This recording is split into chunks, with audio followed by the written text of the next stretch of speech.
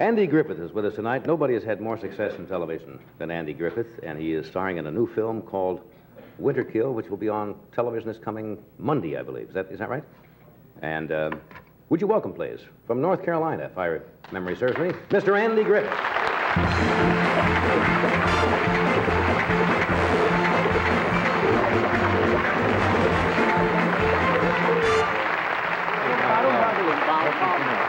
are you, Andy? I'm fine, thanks.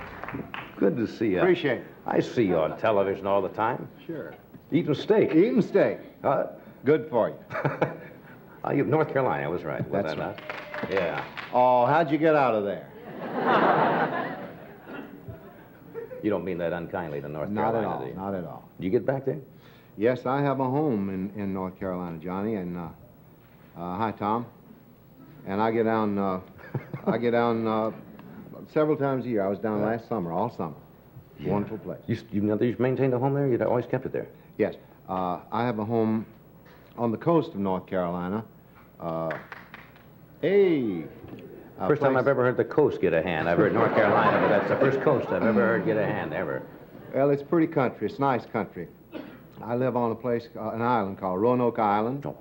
And it's a historical place. It's near where the Wright brothers first flew their first flight.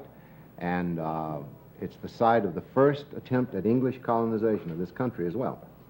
I didn't know that. Yeah, the first English child was born on Roanoke Island in North Carolina. No, I should remember my history. You're right.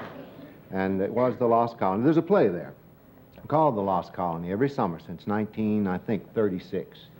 And it's the story of this group of people that Sir Walter Raleigh sent over, and they tried to establish an English colony here. They did disappear. Nobody found out what happened to them.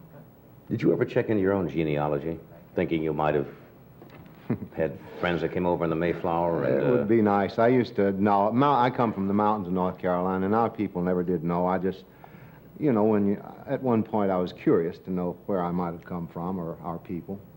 And my grandmother was alive, and I said, Mammy, where did our people come from? Do you know? I don't know. Up here, around here, somewhere in the mountains, I guess. That was it. That's it. The picture you're doing on Winter Kills, title, right, on Monday. Somebody says it's a different role for you. It's a straight thing, not particularly straight comedy or what? I play a police officer. That's new.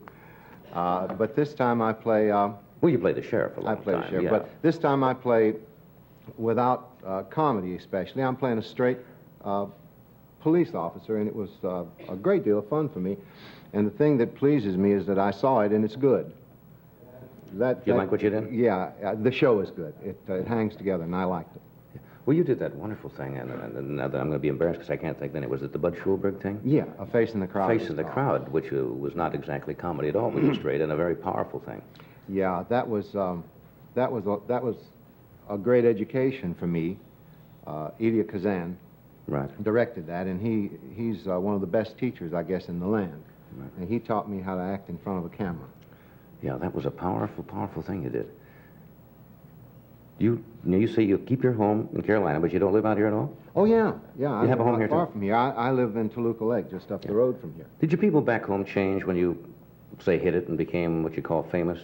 Did they change change in relation to you? They always think that the other person changes. You went to Hollywood and you got famous, and now when you go back, I've heard more people say that when they go back to their old hometown, that they haven't changed, but the neighbors look at you a little bit differently because they've seen you on the screen, and they think now that you find the old hometown a little dull, and say, boy, it must be something out there in Hollywood with all that glamour.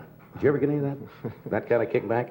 Well, not so much down in Manteo, in Roanoke Island, where I have my home. But back up in Mount Airy, up in the mountains, they do, yeah. They think we live a pretty fast life, and they think it's a lot different from theirs, which it isn't. Yeah. Tell me about the time you did the stand-up comedies. Now, I didn't know that you, at one time, worked as a stand-up comedian. Yeah. And I don't know why I didn't know, but I didn't. Well, oh yeah, I guess almost all of us started as either a trumpet player or a comedian. And was that your instrument, the trumpet? No, I played trombone when I was in high school. In the band? Yeah. Yeah. And in the church band. And I used to work down south, down around New Orleans and Biloxi, Mississippi, and Panama City, Florida, and I used to play, they called them toilets. Yeah, it's a rather unpatronizing term for cheap, real bad nightclubs. Yeah, a lot of guys I worked for, there were nice clubs, some of them, but some of them weren't. You got to learn your trade somewhere. What kind of material did you use? Well, Do you remember any of the... well, yeah. I used to tell one, my father, in North Carolina, I used to talk about North Carolina. And in North Carolina, there's a lot of fine, good country, mountain country and flat country and ocean country, and there's industry of all kinds and fine colleges of all kinds. And we also run off some of the finest corn liquor made anywhere. Good. And there was my father never used to drink a lot of it. Yeah. He never made any, but one of his friends made some, and he had bad luck. He'd get caught, seemed like every time he'd run off a batch, and he was on the county road so long that he got too old to work, and they put him to cooking. And he was serving up the boys their supper one night. He was serving up some greens, and one of them called him back. He says, "Sam," he says, "come in." He says, "There's a lizard in my greens." Sam looked back and forth and says, "Hush." He says, "The others will want one, too." And this is true. That's a true story, and this is true. He used to drink a lot. And he quit. Quit drinking, got religion and quit. And I asked him one time, I was talking to him, I said, "Did you ever have the DTs?" He says, "Hell, I had them when they first come out." Do they still do any, well, you're not supposed to say if you knew you couldn't say it, but they still do a little moonshining, don't they? Sure, they make whiskey down there. Sure they do. They don't want to give the government all their money. That's right. So they do cook up a batch. Sure they do. Did you ever have any what they call real moonshine? Yes, sir. What's the difference now from, say, moonshine and what you call your store-bought? It'll set you back, I'll tell you that. Set you free, huh? Yes, sir. Yes, sir. I hear it has a small joke. Oh, yeah, it's not... White lightning, is that what they call it? White lightning, corn liquor, Yeah. moonshine. It's, it's not strong, but it's not like drinking Sanka coffee neither. Yeah. You know what I mean? It's not aged stuff. No, it's green. I knew actually about the horn when you mentioned the trombone. Yeah. We found out about it. We happen to have a trombone available, I think, over there. Would you want to try it? Well, What can you lose? I could, Is this yours? Whose horn is it, Tom? Did you just borrow it, or did we? From a place that had 3 brass balls in front of it. We leased the is it trombone. one of your boys? No, we rented it. Huh.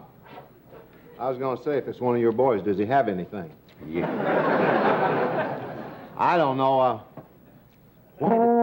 Why'd you take up the trombone? Well, I was raised during the Depression. We were our own Waltons. And I used to go see those movies they made in the late 30s and early 40s, you know, the musicals.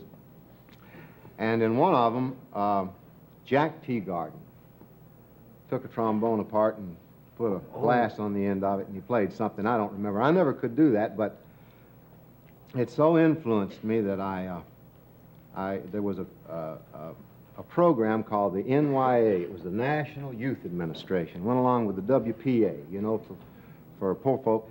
And I got $6 a month sweeping out the high school. And I bought a trombone with that. And it changed my life. I never said anything to Jack Teagarden. I saw him once down on Ventura Boulevard, and he looked like he was tired. I wish I'd gone up and said something. Whether it meant anything to him, it would have meant something to me. But that was your entree into show business. It was, I went to school and later studied, you know, singing and all, and drifted into acting. But I don't know whether I can play this thing or not. I got one at the house, but it's just, I don't know.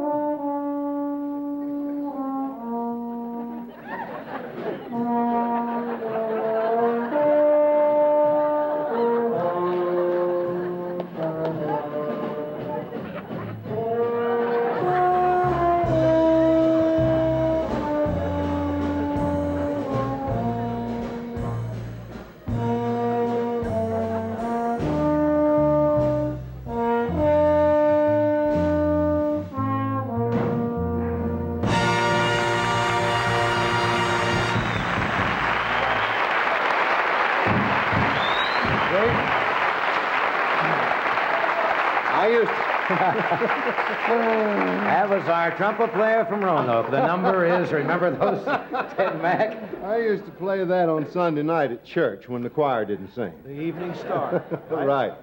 You never played professionally. I mean, did you Oh, want to Lord, no. Lord, no. But didn't you want to go out and join an orchestra after seeing this? Oh, I wanted to, but I got to college and I couldn't read third chair trombone, so I figured I'd better go into college. It's not bad. You still, I mess with it a little. All right, well, let me take a break here, and we'll be right back. And here's Ed, who's got himself a new car.